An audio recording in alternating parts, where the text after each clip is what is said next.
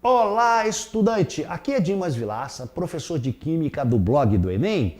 Muito bem, dando continuidade à nossa sequência de aulas, vamos abordar um assunto com uma incidência bem alta nos exames do Enem, que é ligações químicas. Você sabe, é claro, que existem ligações entre átomos, existem ligações, forças de atrações entre moléculas, as chamadas forças moleculares, que é um assunto de um outro capítulo. Na aula de hoje, nós vamos abordar uma divisão clássica das chamadas ligações químicas. Bom, nós dividimos em três tópicos: a ligação iônica ou eletrovalente, a ligação molecular ou covalente e a metálica, que é a mais fácil de ser compreendida. A ligação iônica, também chamada eletrovalente, ela é caracterizada quando você tem um metal que é sempre um bom doador de elétrons. Lembra disso? Tem menos de 4 elétrons na camada de valência, ele vai perdê-los. Esse metal se transforma em cátion e o ametal que recebe os elétrons se transforma em ânion. Então veja que o metal sempre à esquerda. Ó, vou até virar de costa para você lembrar. Tabela periódica, metais à esquerda, a metais à direita. O metal perde, fica positivo, cátion. O ametal recebe. Cuidado, ligações iônicas ou eletrovalentes nunca formam moléculas. A diferença é clara. Põe sal de cozinha, NaCl, o exemplo clássico, ó. NaCl, Na+, Cl-1, na mão. E na outra você coloca água. A água é covalente, a água é molecular.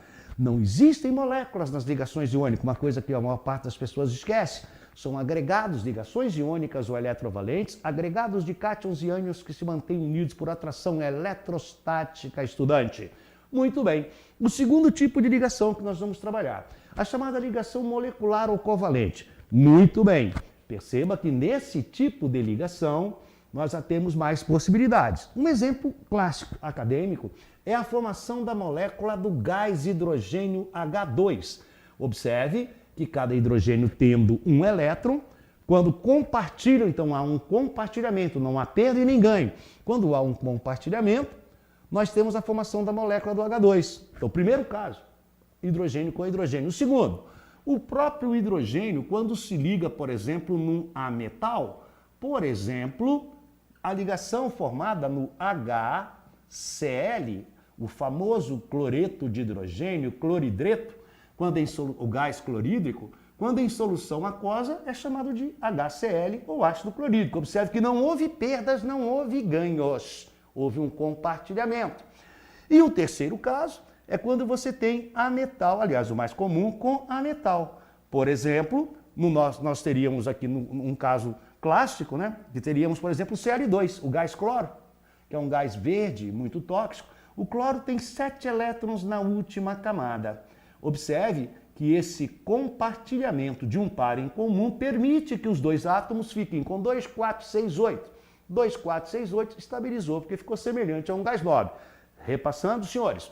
Compostos iônicos, primeiro, é isso que o Enem gosta. Compostos iônicos são sólidos cristalinos na temperatura ambiente. Se você tiver uma estrutura com 100 ligações covalentes e tiver um único iônico, ele se comporta como composto iônico. Os compostos moleculares ou covalentes, eles podem ser sólidos, líquidos ou gasosos. Os iônicos sempre são sólidos e têm pontos de fusão elevados.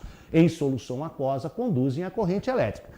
Então, compostos iônicos, sólidos cristalinos, metal com ametal, metal sempre à esquerda. Imagine uma molécula, por exemplo, como NaClO. As ligações entre o cloro e o oxigênio são covalentes. Mas a ligação com o sódio é iônica, então pode ter 100 ligações covalentes. Se tiver uma iônica, o composto se comporta como iônico. Por isso que todo sal é um composto iônico. Qualquer sal, sulfato de sódio, sulfato de potássio, cloreto de potássio, cloreto de sódio, sulfato duplo de potássio e uranila, qualquer sal é um composto iônico, por isso todo sal é sólido em condições ambientais. Já os compostos moleculares, como você viu, nós temos aí, primeiro, HH, hidrogênio com hidrogênio. Segunda possibilidade, hidrogênio com ametal. Olha só, o exemplo clássico aqui, um hidrácido, o ácido clorídrico. E ametal com ametal, o Cl2. Muito bom. O terceiro tipo de ligação, a chamada ligação metálica. Essa, crianças, ela é muito comum nas chamadas ligas metálicas, né? Às vezes é necessário que você altere o ponto de fusão, ebulição. Por exemplo, olha o caso do ouro. Por que você fala assim, ouro 24K? Porque só tem ouro, 100%. Aliás, não se presta para joalheria. Ele é muito, apresenta não tem uma consistência muito rígida. Para dar um blend, para dar uma consistência maior, eu posso misturar cobre. O cobre, quando misturado, se eu botar, por exemplo, 25% de cobre e 75% de ouro, eu vou ter um ouro 18 quilates. Então, ó, ouro 24, um elemento ouro puro, elemento químico AU, áureo. Tá. Ouro 18, ouro mais cobre. 75% de ouro, 25% de cobre. Ah, mas eu quero uma coisa mais barata. 50% de ouro, 50% de cobre. É o ouro 12. Isso é uma liga, senhores. Então, quando eu faço a liga, eu tenho a ligação metálica. É conhecida também em alguns exames como a teoria da nuvem eletrônica. Os elétrons ficam girando em torno do núcleo do elemento, acabam sendo deslocados e criam uma situação em que se mantêm unidos. Então, estudante, era isso. Depois nós damos continuidade. Qualquer dúvida, entre em contato com o pessoal do blog do Enem. Beijo.